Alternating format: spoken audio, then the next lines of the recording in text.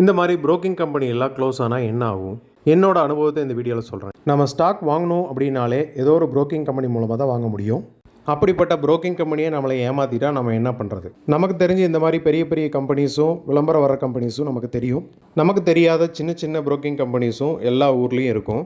நம்ம நம்பி இன்வெஸ்ட் பண்ணலாங்க. நமக்காக செபி இருக்காங்க. ஒவ்வொரு புரோக்கிங் கம்பெனியும் செபியில் ரெஜிஸ்டர் பண்ணியிருக்கணும். ஃபஸ்ட்டு என்னோட டிமேட் அக்கௌண்ட்டை 20 வருஷமாக ரன் ஆகிட்டு இருந்த நம்பிக்கையான கம்பெனி கார்வியில் தான் நான் ஆரம்பித்து 4 மாதத்துலேயே கம்பெனியை இழுத்து மூடிட்டாங்க. நான் இன்வெஸ்ட் பண்ணியிருந்த எல்லா பணமும் அதில் லாக் ஆகிடுச்சு. எனக்கு ஒன்றும் இது புதுசு இல்லை. நான் ஆரம்பிக்கிற எல்லாமே இப்படி தான் ஆகும். நானும் பொறுமையாக தைரியத்தோட மெயில் பண்ணுறது, அவங்கள காண்டாக்ட் பண்ணுறது, என்னோட முயற்சியை தொடர்ந்து பண்ணிகிட்டு இருந்தேன். 2020 ஐசிஐசி பேங்க் கார்வி மேலே ஒரு கேஸ் ரெஜிஸ்டர் பண்ணுறாங்க. 563 கோடி லோன் வாங்கி ஏமாற்றிருக்காங்கன்னு சொல்லி.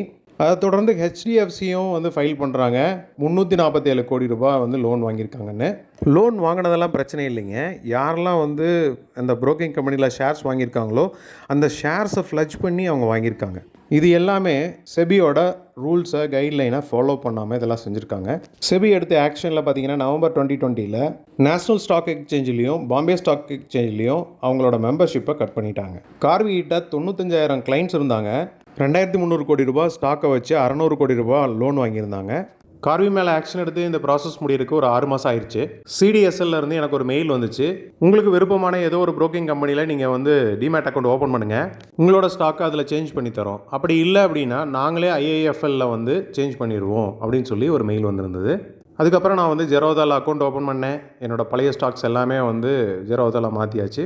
என்னோட பணம் எங்கேயுமே போகல, திருப்பி எனக்கே சேஃபாக கிடச்சிச்சு. செபி கார்வியை 7 இயர்ஸ் பேன் பண்ணியிருக்காங்க. இதிலிருந்து உங்களுக்கே தெரிஞ்சிருக்கும், நம்ம யாருமே புரோக்கிங் கம்பெனி நம்பி இல்லை, செபியை நம்பி தான் இருக்கோம். தைரியமாக இன்வெஸ்ட் பண்ணி ப்ராஃபிட் பார்க்கலாம் வாங்க.